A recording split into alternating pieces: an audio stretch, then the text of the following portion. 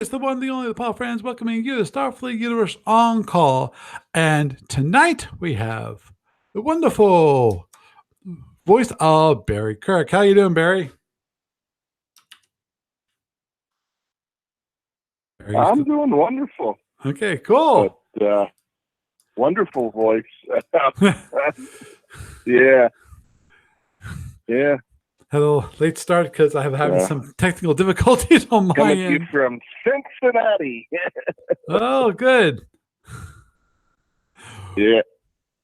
Home of the Reds. Their baseball team. I drove right, actually on my way home from work. Some days I drive right past their stadium. Cool.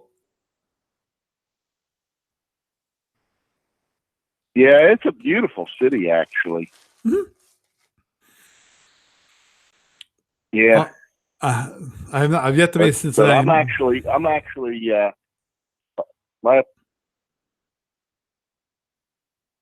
apartment's actually in Kentucky, right? Which is literally the stadium is on the Ohio River, and Kentucky is. And I'm going downstairs into the basement, so I may lose you.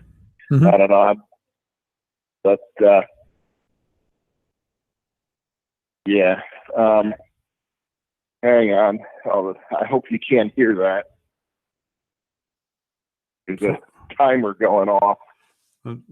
Fortunately, I cannot hear it. But yeah, let's go back upstairs to turn off the timer. It's good to hear, and unfortunately, I know both of us will be unable to. Hang on. Unfortunately, I know both of us will be unable to attend Gamers of Winter because I actually cannot make it because of my wife has other things scheduled for that weekend. So, and my son's coming in, so it's like, yeah, I will not be able to make it. So I got to contact Doug and say, Doug, I'm sorry, but this is gonna be one of those ones I'm gonna have to miss for a change.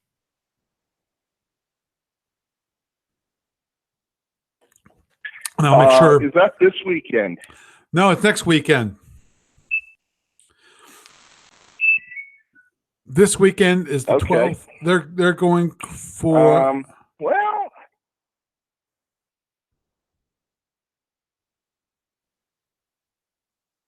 I don't know. It's possible I might be able to make it for one day next weekend. Bizarrely enough. What day are you thinking about coming in? It's looking like the next job What's that? What day are you thinking you might be coming in? My next job looks like it's in Frederick. Well, my next job is in Frederick, Maryland. Right. I may just have the weekend off. Maybe. I don't know. Well, the question is Monday, really. Maybe working. So you'll be working on the holiday. Oh, Monday I have to work. It's not a holiday for me. Understood.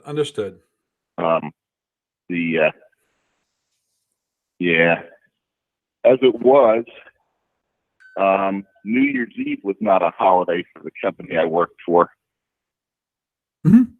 And I was not able to take that off, so I took that off without pay. That was painful. Yeah, well, I was working that night. I was working that day anyway. So I worked. I was on driving that day. Mm-hmm. Yeah. So I decided to go home for the 4 days, and really it was I probably had 2 days at home. It was freaking Cincinnati. It's a long way. Understood. Yeah. But I guess February 6th is so that I think February 6th is a Wednesday, so that's Thursday. February 7th, I will not be on talk show. Okay. The question, February 7th. Actually, I'll be sitting on a beach. Oh. on a beach where? Oh, where the water is warm enough that I can actually go swimming in the ocean. Okay, so basically you're heading down to the Caribbean.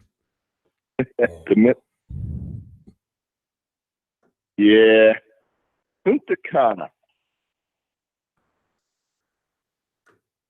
I went to Puerto Plata, which is on the other side of the island, or another part of the island, last year at the same time, and it was beautiful. Mm-hmm. Here we're going to Punta Cana, and it's a nice, cheap vacation. I got one question. How close are you to Sandusky, Ohio? Yeah. Oh, I think that's on the other side of the state. Okay. Yeah, Sandusky, Ohio, I believe, is on the Great Lakes. So that would make it the northern portion. Are you referring to the amusement park out there? No, I'm referring to StratCon.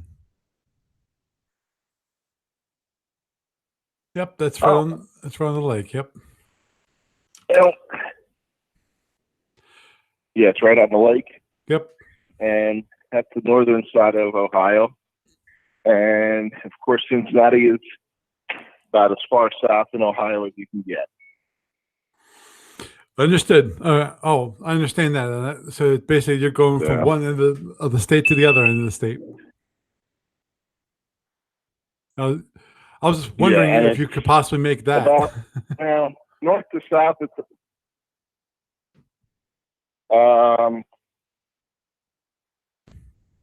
when is that? That's February 16th through 24th.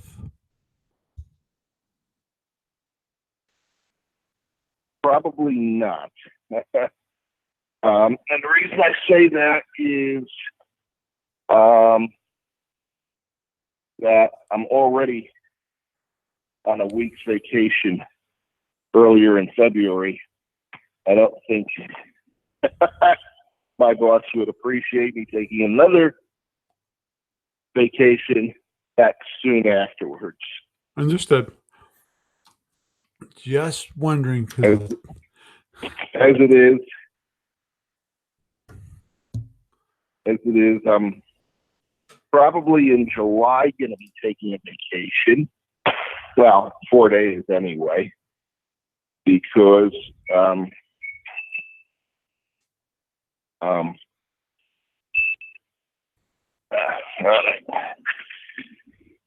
Understood. Yeah. In July, my wife and son are going down to New Orleans for a week, and I may spend a couple of days down there with them. New Orleans, from where I'm at, is driving range. Mm-hmm. Understood. Okay. Well, to get back onto the topic for this, it's about a one day drive from. Mm-hmm. Understood. Oh, we have a topic? Yes. I'm sure people aren't as intensely interested in what you're doing, because obviously this is recorded for posterity. So always is.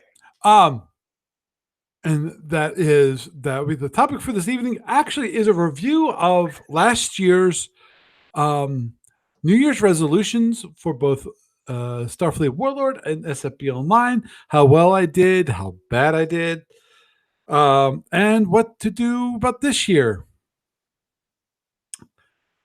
And some of those actually, and some of that will actually is kind of obvious if you actually look at it.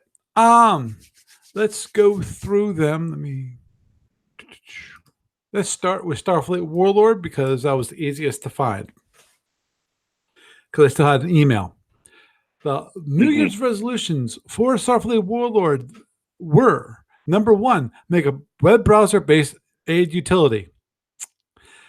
Successful or not? No success. Oh. That's a failure there. better Yeah. advertise and push beginner games. Now that again is the better advertising is definitely I didn't do much really good with that, though. I must admit that we do have an increase. We have had an increase in the people involved in the Facebook group, which is good to see. More people want to be invited to it and actually become part of the group. I have not had problems with spammers yet. That's the reason why currently it is a closed group. Well, not closed group, but you have to ask to be invited, and that's been working out fine. Because we're using that currently as our main communication for. Is this Starfleet Battles Online? No, this is Starfleet Warlord. Is this Starfleet Battles Online on Facebook? Oh, Starfleet Warlord. Starfleet Warlord. I haven't got the Starfleet Battles Online yet. Haven't got to that part. That's next topic or next part of this topic. So both those not going good. I had one beginner game and it just kind of disappeared. So there's some things that I wanted to do to improve the getting people more involved.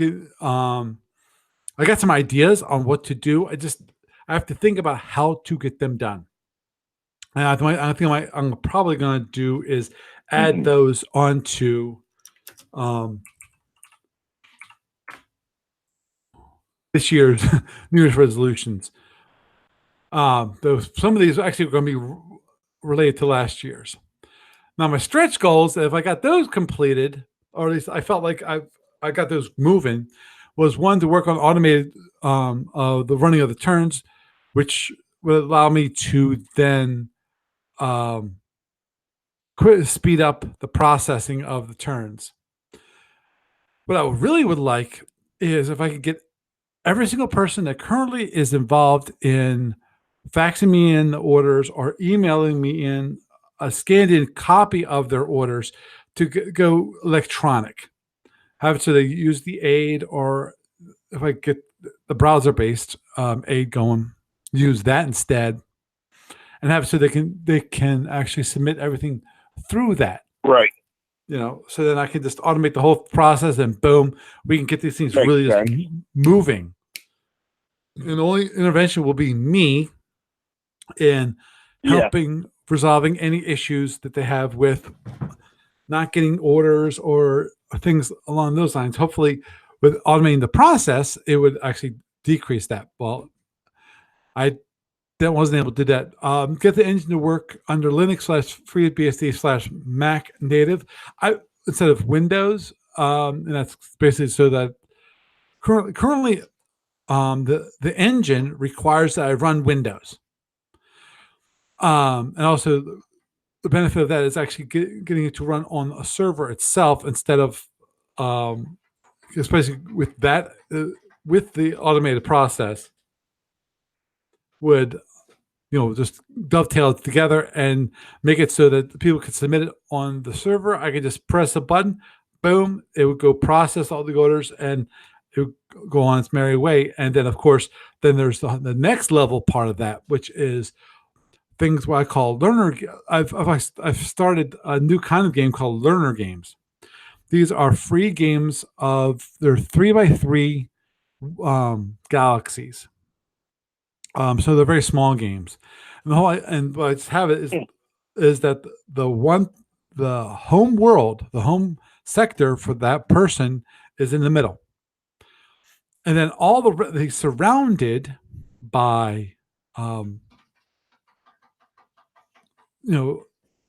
NPCs / monsters / other automated players, basically. So it's all completely automated. The whole idea is just to learn the game, learn the orders, learn how things work. And that's the learner games. I'm not charging for them, but I have not advertised those yet. I don't want to advertise them too greatly because of they're still a manual process. But I got at least one person who Hmm. ran through a learner's game. And the great thing about learner's games is since they're a single person, I can, instead of running them every 2 weeks, I can run them every day or every other day or along those lines so they can be moved quickly. Again, something that failed. Now, that Yeah. only thing about that I can mention is that I have been thinking about how to do it. Now, because the first time I looked into actually moving the engine to Linux and Mac and FreeBSD, I actually had to start modifying some code. I'm modifying this. I was thinking, oh, okay, why not just have it so that the whole thing just ran like on the Mac? And the biggest issue is the actual text-based screen because of it's the old 80 characters by 25 character screen. And paths for for Macs and Linux and all of them are much larger than DOS, where you might have a directory structure of what, 10, 12, maybe 20 characters.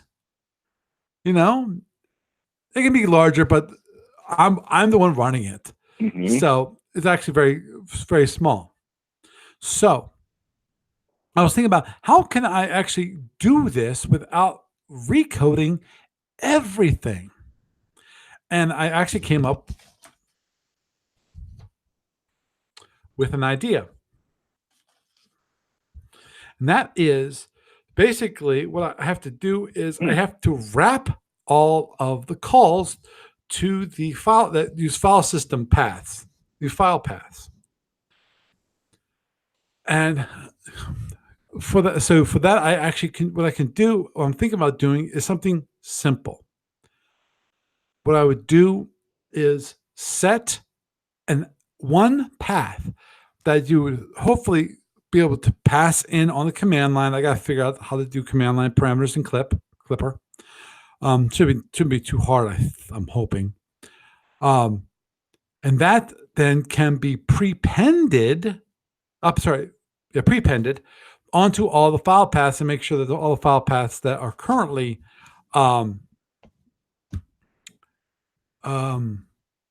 backslash or forward slashes and things like that, so that basically you're just specifying a root. So anything that was like C:\\/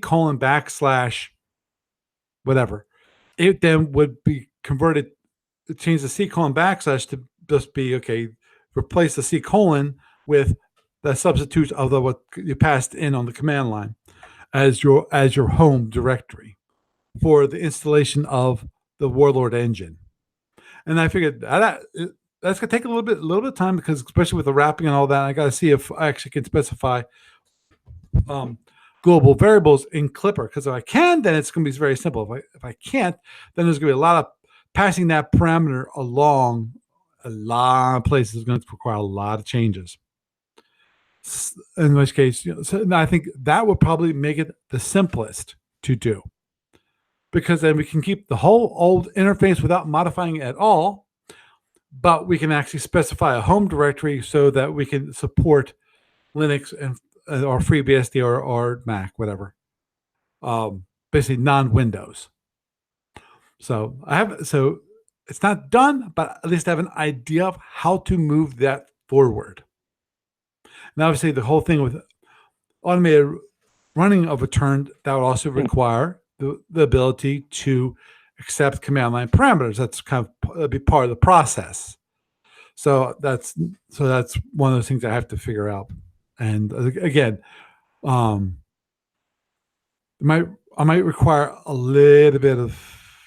I got to figure out how Clipper does things when it comes to, because with C programs it's easy. Okay, you have the main function, and the main function is what's called when you start up a program.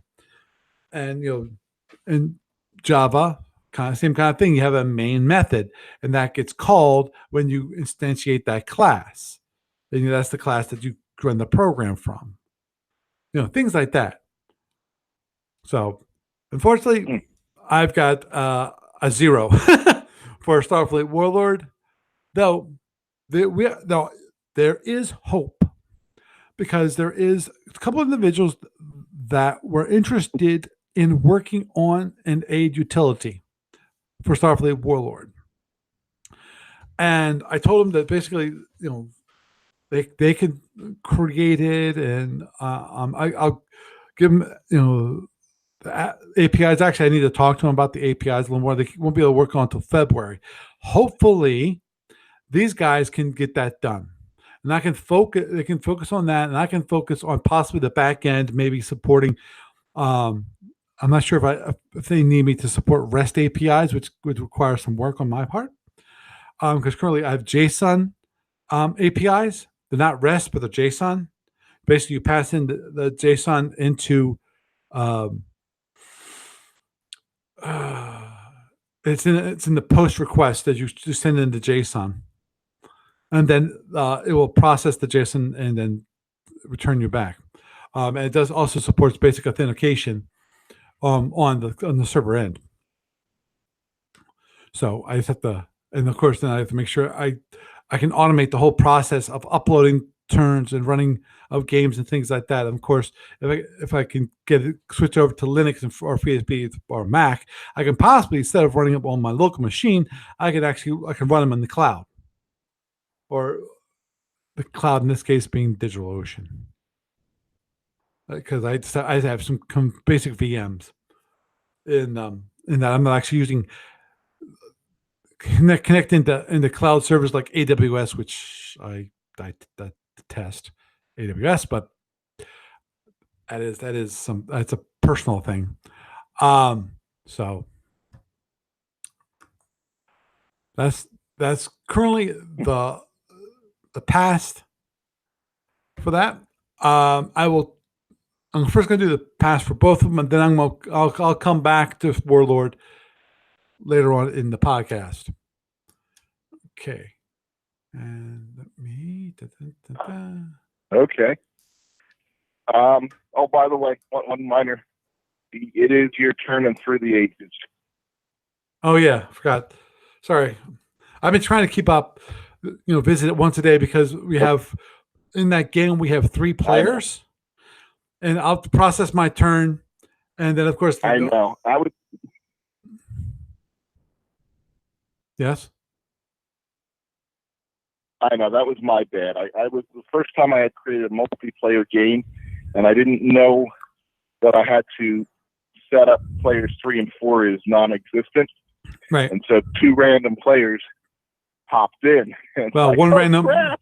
Well, it's 1 random player, 1 automated player. And it's like that's not. It's obviously the one right after me automated player. Yeah, the one after me is obviously automated. I'm sorry, I have a hard time believing that person's always online. Oh, okay.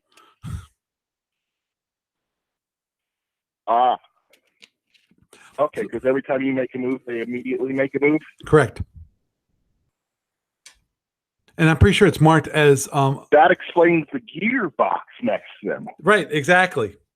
That's what I think that indicates... I was wondering what that symbol was. Yep.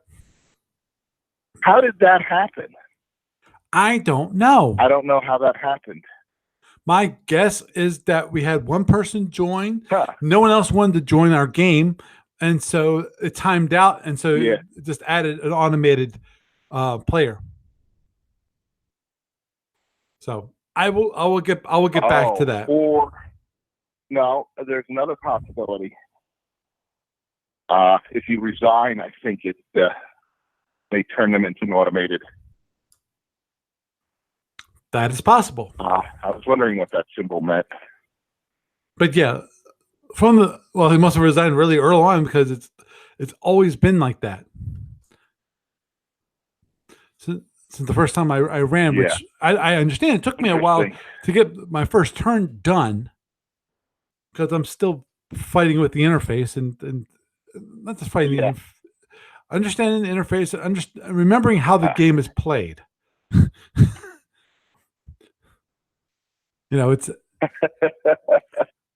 Yeah. It's not like I can stop and ask people questions about I was wondering how it about your first works. move there. Yeah, and to me, this is a learner's game for me. Yeah. I figure the next game I'll probably play much better than It's a I'm what? currently playing. Because Lord knows I've had some really. You get these. Oh yeah. I'm the worst player in that game, so all these things get beat up on me. You know, I've had to kill at Yeah, I least know. Well, three the different problem was. my workers.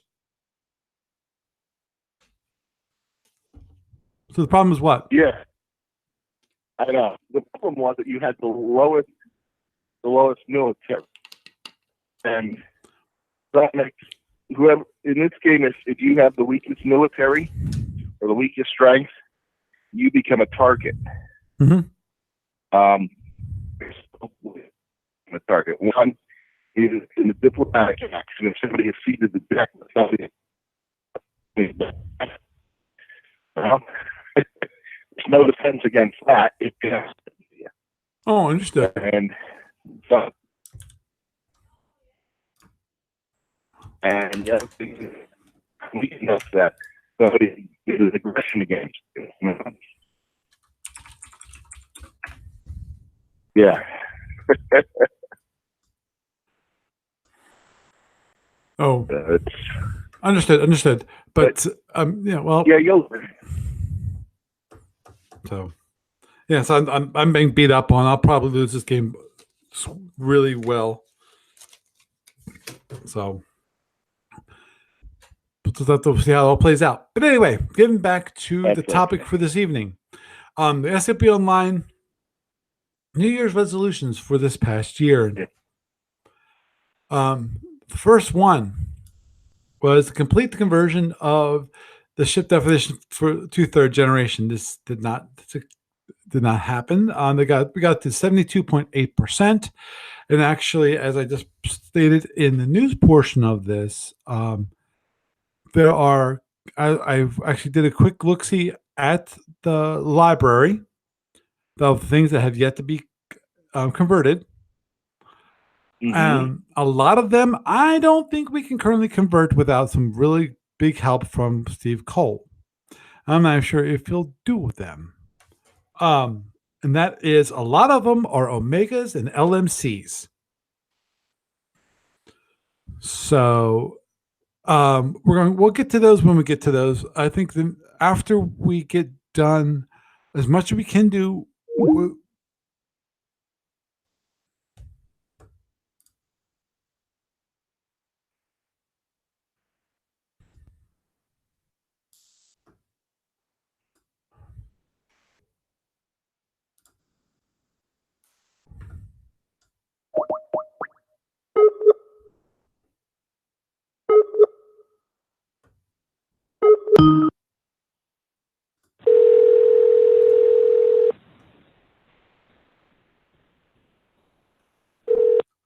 Welcome to TalkShoe. Please enter the show ID. You can enter your followed by the pound key. If you are not a TalkShoe member, enter 1.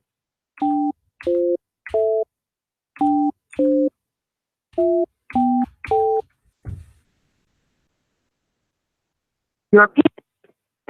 Please try it again. Enter your PIN followed by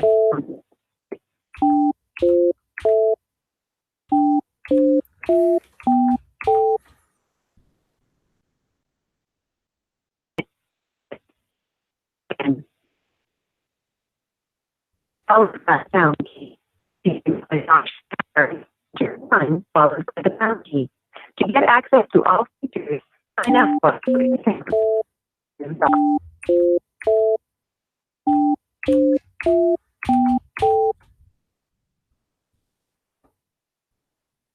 TalkShoe Live.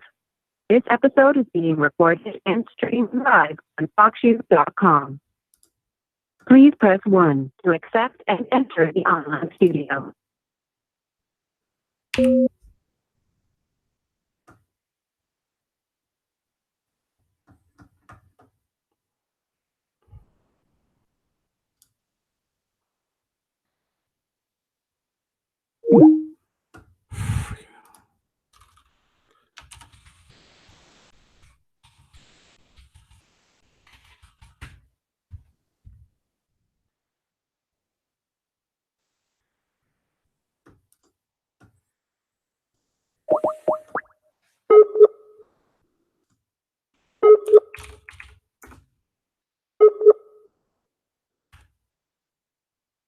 Welcome to TalkShoe. Please enter the show ID followed by the pound key. You can access the episode up to 15 minutes before the scheduled start time.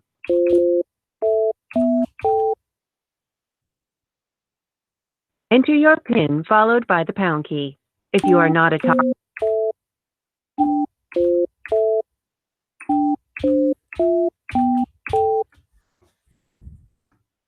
TalkShoe Live. This episode is being recorded and streamed live on TalkShoe.com. Please press 1 to accept and enter. You are joining the online studio. You are unmuted and can speak with the host. Recording started. Okay, can you hear me now? I know you can probably hear me now. Okay, good. Ugh. Yeah. What happened? Got dropped by Skype. My guess is my connection got flaky again. This is gonna be fun to. Yeah, this is gonna be fun to edit because I have to also edit not just my recording. I have to also modify the video that's currently a part of the YouTube live stream, which turns into a video. So, yes, we have that recording too, which is available on YouTube. Oh wow! Yeah, it's kind of. You're back now. Yeah, I'm back now. So, let me get back to what I was going to talk about, which was Starfleet Battles Online. I get back to what I was talking about.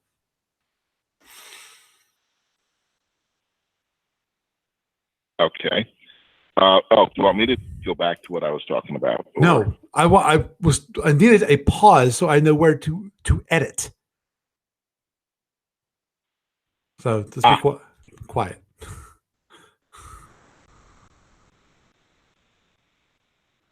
Okay, I'll be quiet.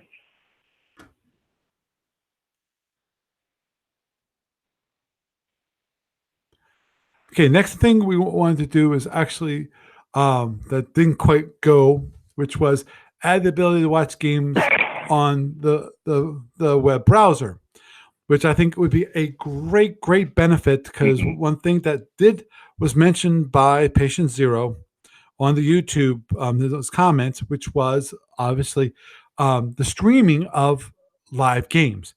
Now, one thing he recommended, or not recommended, he had a suggestion, which is, of course, the big issue with live SFB is it can go kind of slowly. But the whole idea of speed SFB, that you limit what that you have. Basically, you have to put time limits on impulse activity. You have time limits on moving. You have time limits on EAs. Which I think is the whole idea of putting time limits. I think is a good idea because it would definitely speed things up. Now, obviously, I don't think we'll ever get to the speed of a game like what was Star Wars X-Wings. Because of basically it's like playing Silent Death. Silent Death and that game have a lot in common. The big difference there is just the movement system. Was that Barry? Oh no, I'm not familiar with Silent Death. I thought you were referring to another game that we played at the last Gamers this summer, but no. Silent Death is a game. I don't know if you were there for that one. That I used to play around. I'm thinking about it, 15 years ago, maybe longer ago. First time I played it was actually at Origins, is where I played it. It's a really simple game. Actually, I bought a copy of it. It's a movement-based game. The whole idea is really simple. Each ship has a movement, has a number of movement that it can do. And moving if you want to move ahead one hex, it costs you 1 movement. Maybe to turn, it might cost you 2. To turn the ship like 2 hexes, like do a hard right turn, might cost you 3 or 4. To reverse yourself might cost you like Mm-hmm. 4, and you might have 6 total. Now, they use an initiative-based system. So what you would do is that you'd roll for initiative, and then the first person would go. The person who lost initiative would go first, and then they go move their ship to all of those movements, and then stop. Then the next person would move their ship using up all their movements, and stop. So it's a really simplistic system.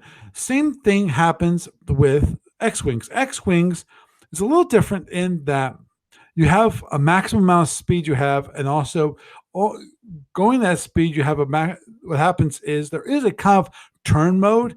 They have these arc templates that you use because they're miniatures. So based upon how maneuverable you are, you use a different arc. And then what you would do is after a turn, you would move a certain amount along. You can, if you're turning along the hex, or if you want to, you can go straight or whatever you want to do. But you do that after you roll initiative, and so things go really, really, really fast, especially for that one, because there is no. You just decide, okay, am I going to go straight or am I going to turn? That's all there is.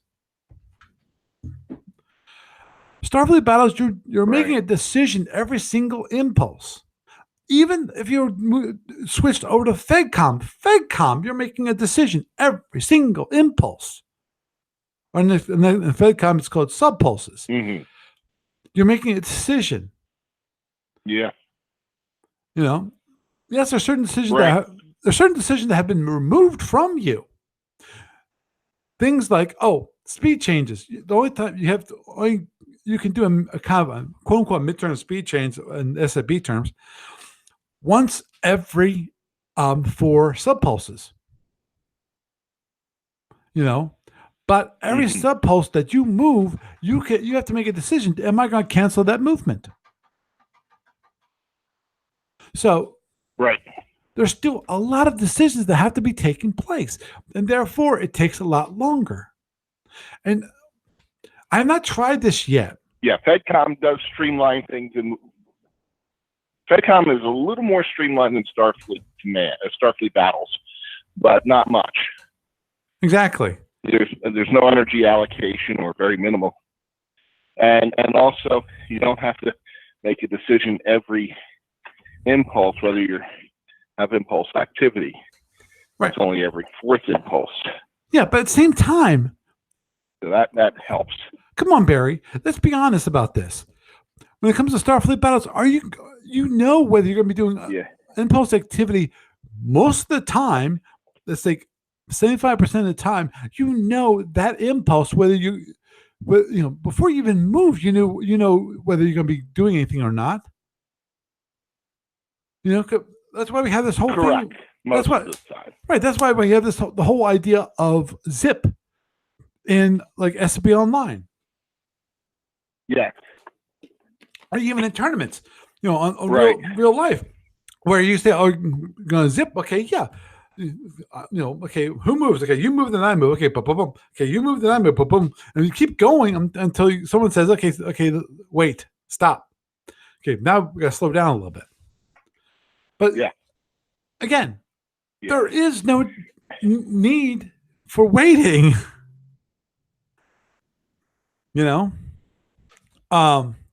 Right. I know. Now, I will say there's other games that, like, and I'm going to mention Squadron Strike, where it's plot, move, shoot. Plot, move, shoot. And that's what the plot, move, shoot is 1 turn. And so you get to plot every turn, you get to shoot every turn, or move every turn, and you get to shoot every turn. And it does make the games faster in the sense that there's a lot less decisions to make. Mm-hmm. It does play faster. But of course, you can get into a situation like plotted movement where, oh, I'm over there, and Right. or you shoot past somebody before you have a chance to shoot at them. Oh, understood. But the one thing I would love to find out, I would love to try this sometime with somebody if they would be agreeable to it. And that is basically that. Using plotted movement. Use 8 for like. Okay. You can either use 4 impulse or 8 impulse. I figured I'll probably start with 8 impulse and maybe move to 4 impulse if 8 impulse seems like too big of a burden. And try to use 8 impulse plotted movement. So there's no decisions to. Okay. Well, remember, I got started with Starfleet Battles in the days where movement, you plotted your entire movement for the turn during energy allocation. Oh, understood. And so same for Steve Petrick. What's that? Steve Petrick that's when he started too.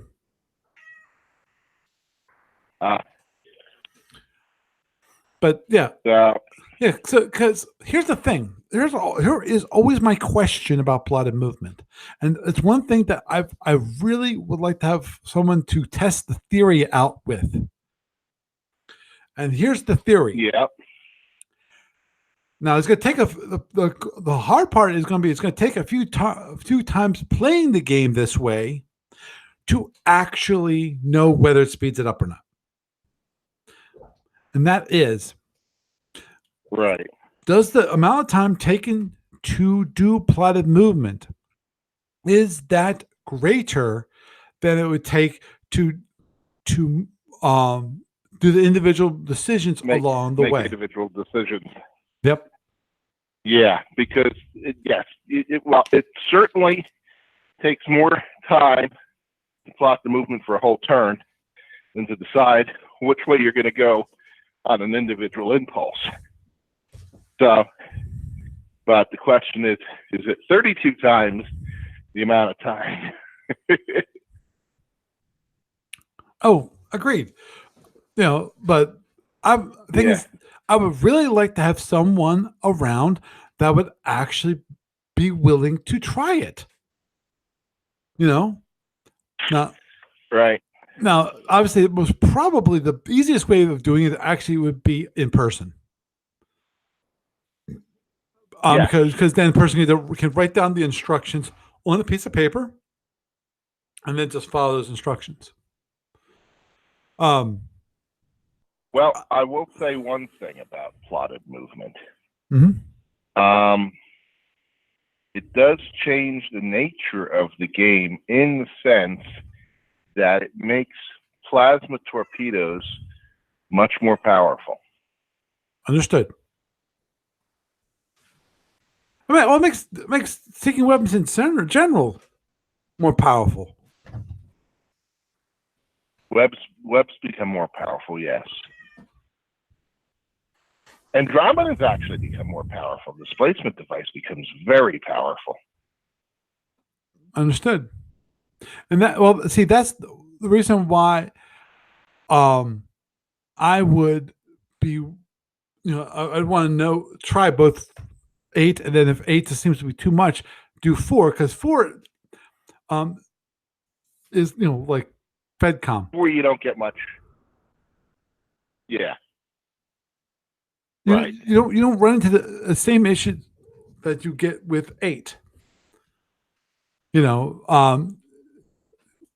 And basically the whole idea is manageability at that point. Would you be able to, the benefits that you get for the seeking weapons when you use plotted movement, will trimming it only down to 4, will that fix it? And also, because there's so many things that would have to be looked at because of Actually, FedCom did it the reverse. It wasn't. They actually. Oh, I know. Movement itself is not plotted. It's firing that's plotted, or every 4 impulses. Well, it's decided every 4 impulses. Actually yes. makes. So that can actually make interesting things where,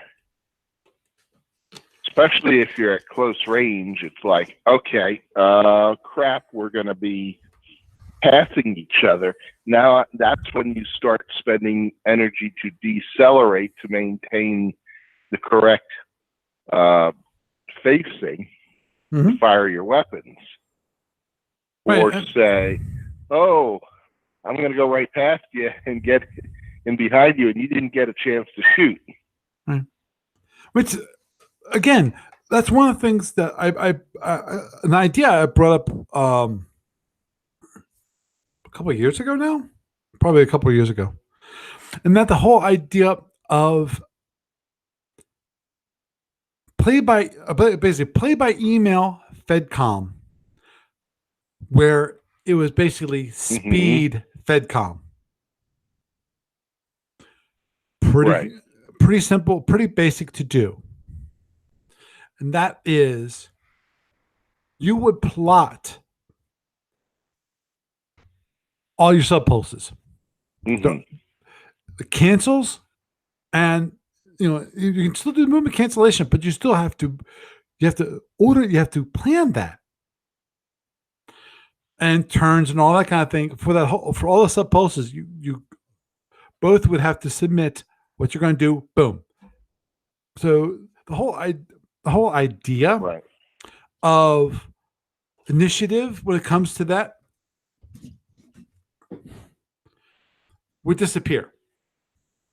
The whole idea of initiative. Well, in the sense that Starfleet battles never had initiative. Well, it does. Really.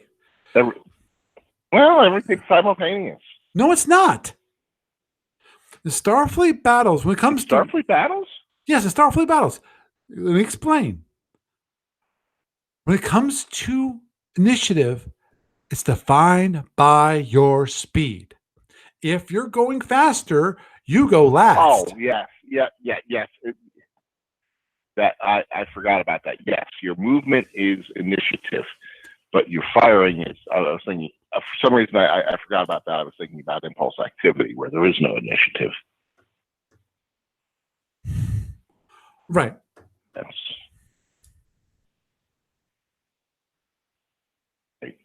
So plotted movement would get rid of initiative. Interesting. Right. So that would make things quite interesting. In that fashion. And I mentioned when it comes to FedCom, in that case, that you should be able to, if you have like an automated system set in place so that everything you do is secret, but that you both submit it to a shared service. And that shared service waits for both players to submit their orders, and there is no takebacks.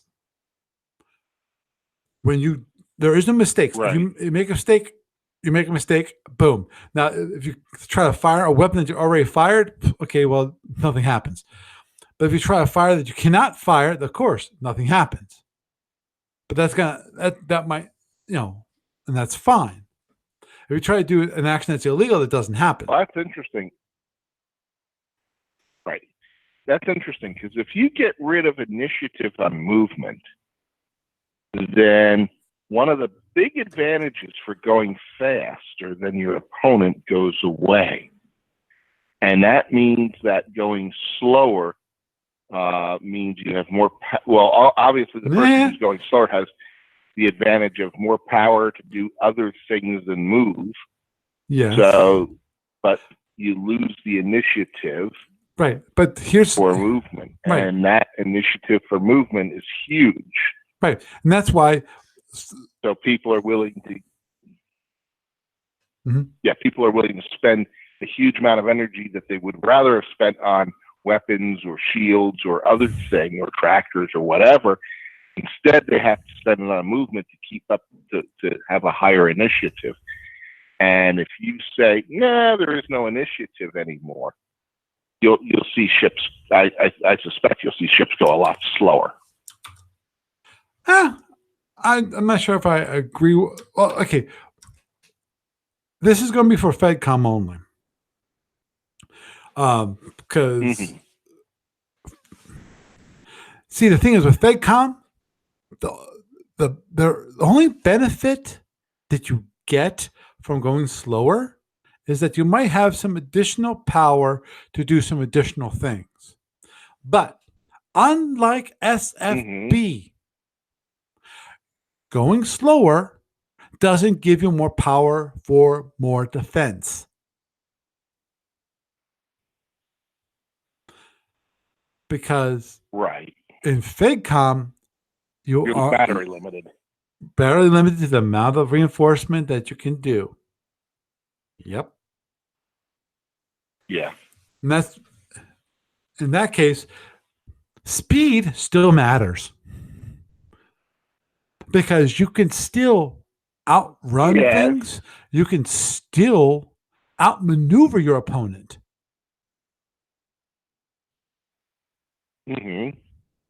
So in that case, yeah, initiative no longer is an issue. You no longer have that advantage when it comes to speed.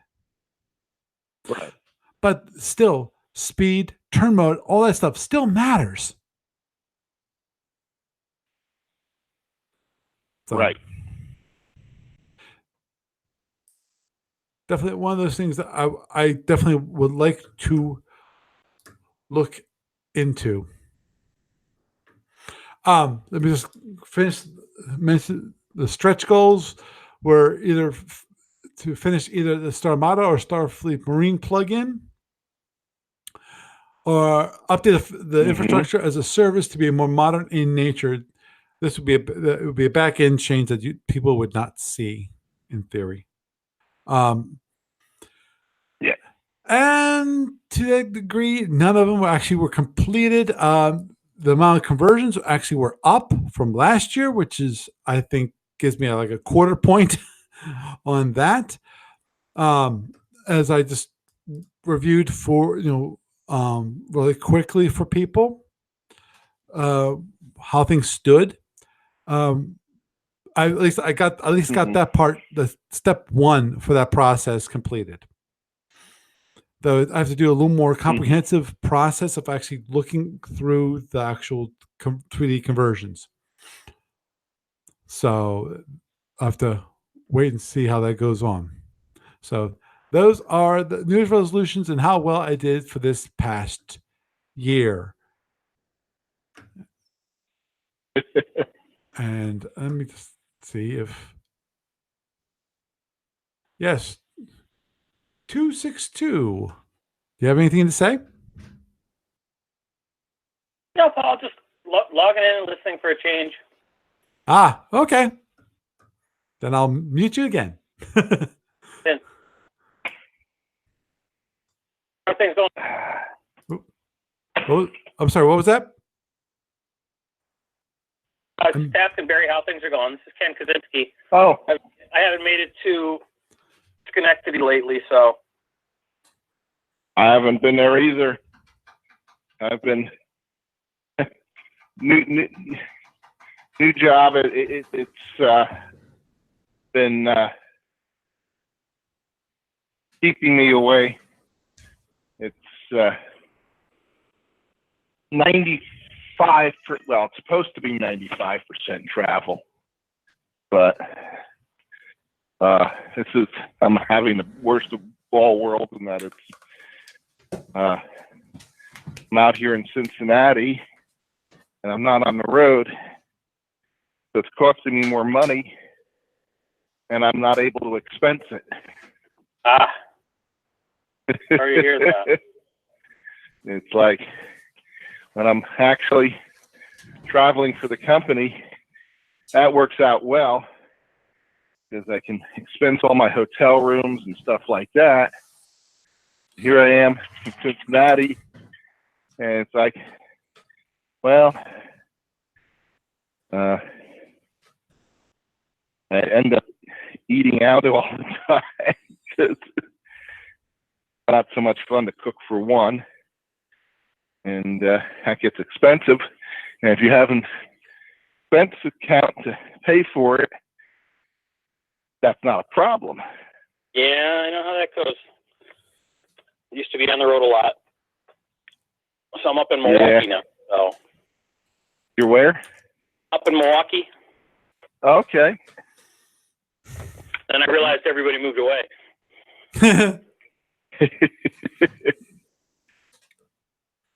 Yeah. All right.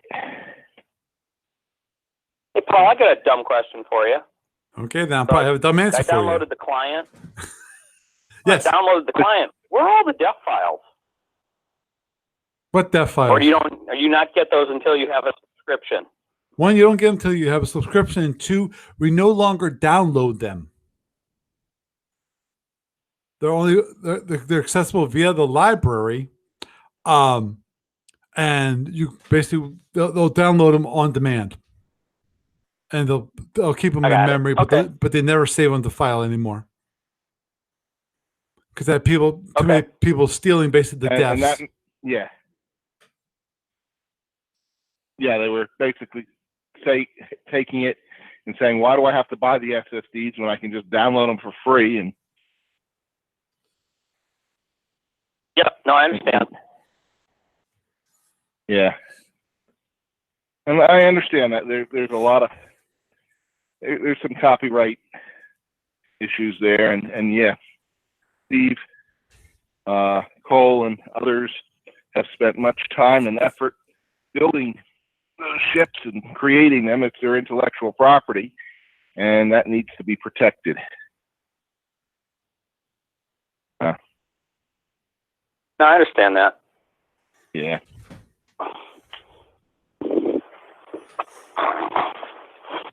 Yeah, but when you So if you want to work on a ship, that means you have to start from scratch. yeah. Okay. Now, I'm assuming you Well, want. I don't know, unless you can get a special dispensation from Steve saying, "Hey, I'm going to develop things. Can I get a copy?" Well, the question is, what kind of ship are you planning on developing? I was just going to work on some of the SSDs. Oh, you mean to add ships to the library, or do 3D conversions? No, just add ships to the library. Okay. Yeah. And then I had been checking all the version 2 ones against the database that I have. That's how you got some of those emails from me that says, "Hey, this is wrong," or "This is these were missing," or "This was wrong," in the old V2 one. Always good to hear. Yeah, the funny part is that I've been like for the Andromedans, I did the conversion for the Andromedans this past year, which was actually quite an adventure because of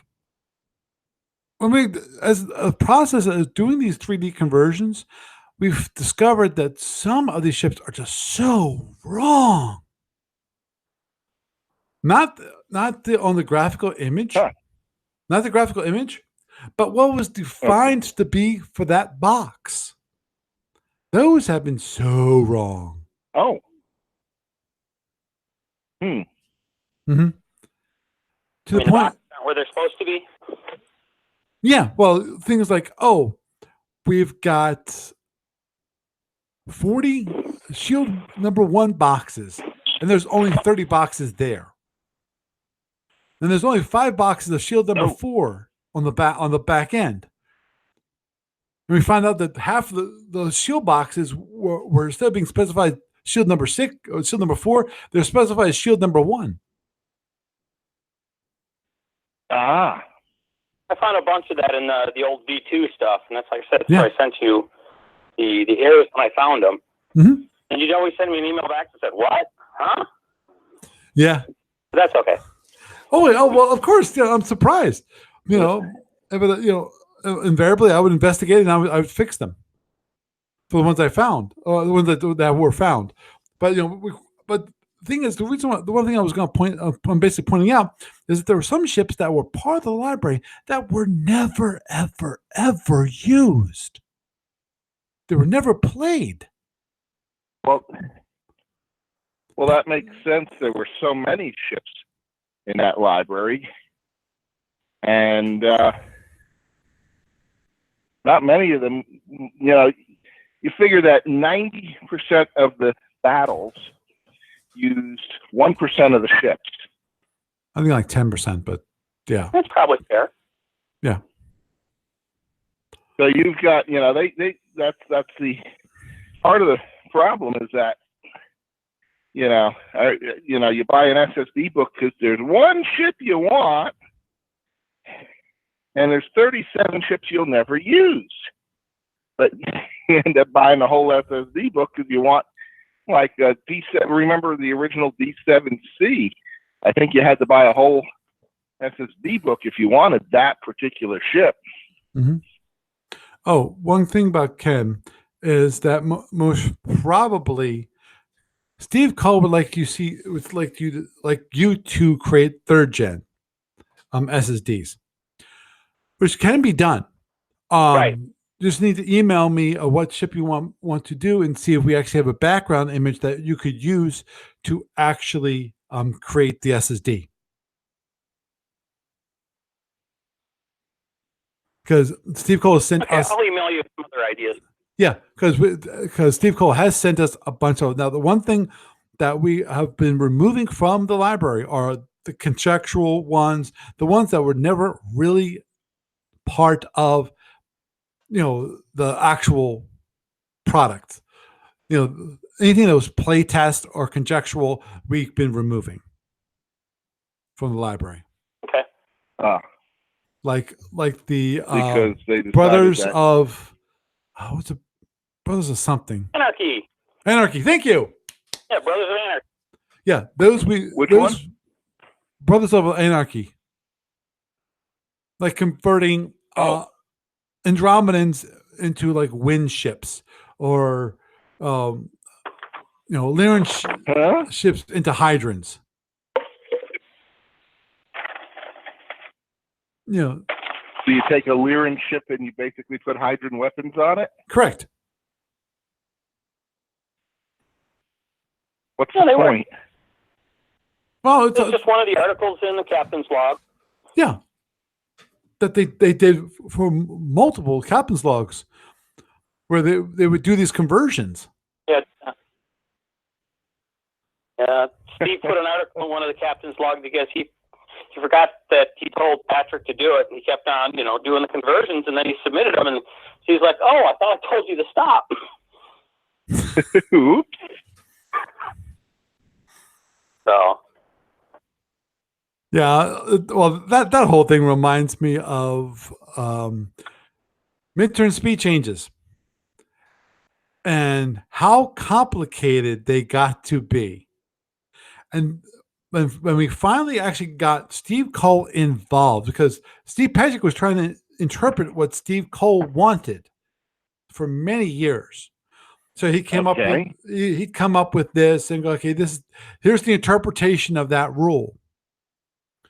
And then we got Steve Cole actually involved, and he went, why is it so complicated? That's not what I meant. That's not what I meant. And he went, bump, bump, bump, bump. It's like, wow, that's a much simpler idea of what exactly, how to calculate these things. It's like, yeah, that's how simple it's been. It's like, well, we've had all these really complicated explanations of how midterm speed change rules are supposed to work. So, so that's one of those things of miscommunication that occurs. And none of the players went to Steve Cole and said, "Hey, you might want to simplify these rules a bit." Yeah, well, Well, that's what actually happened. We sat down with him So- at Origins. That's when he explained it to us. I was there when he did it. So it was like, wow. Oh, that he explained what had happened, but none of the players went to Steve Cole and said, "Hey, don't you think you should simplify these rules a bit?" Yeah, well, Barry, this happened during a tournament. Steve Petrick went to Steve Cole to ask about a midterm speed change. Okay, what's supposed to be calculated to be? And that's when he thought, "Oh, it's that." It's like, okay. And then we got the players involved, and it's like, well, Steve, we always understood, but it's like, no, that's way too complicated. Who told you that? Well, Steve Petrick did. And of course, Steve Petrick was just trying to interpret what Steve Cole says without bothering Steve Cole, because it was Steve Petrick's responsibility to interpret the rules. You don't, Right. To allow Steve Cole to do what he does best, which is design. But basically, I was there that Origins when he did that, and I still remember. I think it was also I have to check to see if it's actually in the recordings that I got, because I know also he reviewed it in the after talk that he gives, state of ADB, state of that kind of thing at the end of Origins, and I know I recorded a few of those. But anyhow, okay. Actually, I'm instead of giving the New Year's resolutions for this year, I've run out of time. So I am going to sleep myself. I'm going to say good night to everyone. It's good to talk to you guys again. Okay. Yeah. Okay. Well, you have a good night, Ken. Have a good one. And you too. You have a good one. Bye. Okay. Bye. Bye. Okay. Well, next week I'm going to I'll be coming back with the New Year's resolutions for this year, and what hopefully I will be able to accomplish. I'm just going to make one quick mention of what happened this past week, and that is that one of the things that I've actually happened in my life this past couple months, is that something happened at my archery club. And that is, okay, I just was the website person, the person who helped support the technology that we were using. But one thing that happened this year is our secretary basically was getting a new job, so he was moving out of the area. So he had to basically vacate his position. And also at the same time, we're actually having we're voting in new officers. We voted in the previous officer, secretary, and then they said, well, we have someone who's already willing to take the position. Me, because Jason, who's the president now of Reading Archery Club, asked me if I would be happy to take over being secretary. And I said, sure, I'd be happy to do that. And so I did. Well, one of the things that happens, unfortunately, this is the part of the year which is the most stressful for a secretary. And what is that? It's because we have membership renewals. And I think it could have been done a little better, and hopefully we can get a little better done next year. Maybe we can probably start earlier, and possibly even start mailing out physical mails a little bit earlier too. But also, I think the initial mailing was not done as well as it could have been done. But okay, it is what it is. Hopefully we can improve next year. We can learn from our failures, and we can go forward. But one experience I had by doing all of this is that Wednesday night I started around 5 and I ended up around 9, possibly a little bit longer than that. I worked somewhere between 4 to 5 hours working on just the Reading Archery Club stuff, from the membership to actually getting the email account in order to update the website. I was crazy busy. But here, the experience I had, and what I wanted to bring forward from that was that the benefit of having that focus. That evening, I sat down and said, I'm going to do this. I'm going to do the membership because I couldn't have done it on Tuesday night because of other things. But on Wednesday, I said, okay, I'm going to start processing these memberships. So I kind of delayed it by getting the email accounts in order. And I will admit that upfront that I did that. But at the same time, it really helped get that email account in better shape. It took me like an hour, maybe 2 hours to do that, but that was good. To update the website took me maybe half an hour. But here the experience, as I mentioned, was that I had this focus for the evening. So I can let's say, this is what I want to get done. Boom, boom, boom. That is where I've been lacking for the past year. And that is when I come on evening, is having a focus for that evening. What am I going to do? And that's one thing I have to figure out what I'm going to do for that night. Whether it is focus on SFB Online and what I'm doing there. Focus on Starfleet Warlord and what I'm doing there. Focus on basically one thing at a time. Because I'm involved in all these kinds of different activities, from my archery club to SFB Online to Starfleet Warlord to also I've signed up for a this one thing called Word on Fire. It's about evangelizing to people, and which is always, it's a good thing because it's about outreach and when it comes to the church and that kind of thing. And but that's one thing I'm involved in. So that's something that's like one night, maybe not one night a week, but that one night, if that's a possibility, that I might actually focus on that, listening to the videos, talking with the community, things like that. But having said that,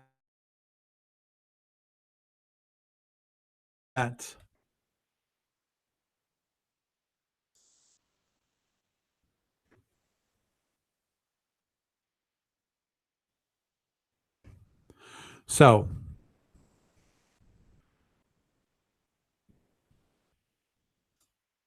with that, I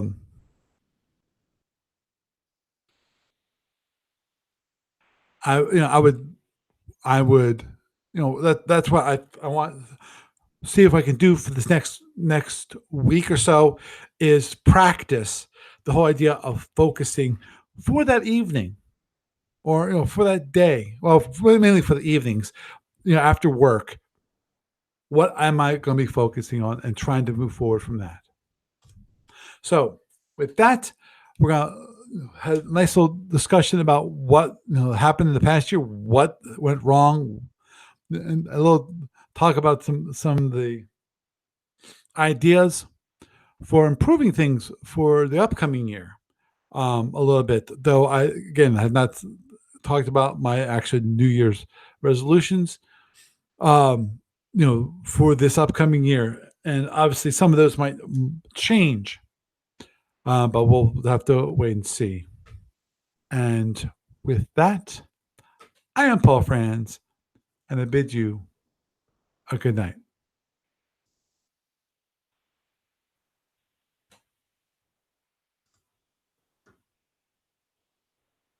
Recording paused.